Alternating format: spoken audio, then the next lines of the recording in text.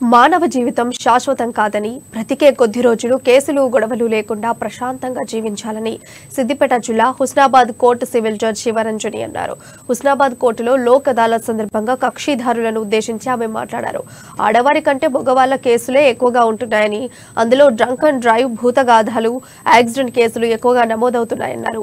పరిష్కరించుకోదగిన కేసులను పరిష్కరించుకోవడానికి కక్షిదారుల సౌకర్యార్థం అత్యున్నత న్యాయస్థానం ప్రతి 3 నెలలకోసారి సంవత్సరానికి 4 సార్లు శనివారం రోజుల్లో లోక్ అదాలత్ను నిర్వహిస్తోందన్నారు.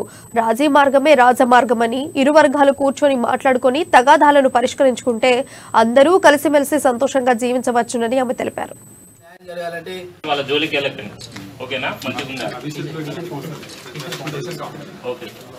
అసలు డ్రంక్ అండ్ డ్రైవ్ కేసెస్ అనేది ఇవాళ రేపు వచ్చిన ఫైన్ కానీ శిక్ష కానీ చాలా చాలా సీరియస్గా ఉన్నాయి.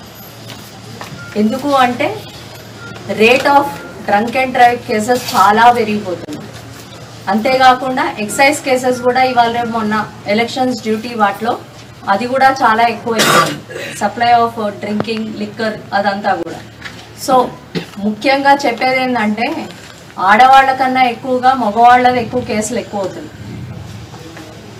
ఎక్కువగా drunk and drive and liquor cases, కొట్లాట కేసులు. ఇప్పుడు అన్నారు కదా సార్, చిన్న చిన్న కేసులన్నీ కూడా ఏవైతే గెట్టు పంచాయతీ కొట్టుకున్న కర్రలతోటి చిన్న చిన్న దెబ్బలు తగిలినాయి. అంతేకాకుండా యాక్సిడెంట్ కేసులు కూడా ఉంటాయి. దాంట్లో తీవ్రమైన గాయాలు కాకుండా చిన్న చిన్న గాయాలు అయిన కేసులు. ఎందుకంటే యాక్సిడెంట్ అనేది ఎవరు కూడా కావాలని చేస్తారనేది ఉండదు, ఉద్దేశం ఉండదు. కానీ క్షణిక స్పీడ్గా నడిపి ఓవర్ రైడింగ్ చేసేసి వెళ్ళిపోయి ఎవరితో ఒకటి తగిలితే అది మనకైనా దెబ్బ తగలొచ్చు, వేరే వాళ్ళకైనా దెబ్బ తగలొచ్చు.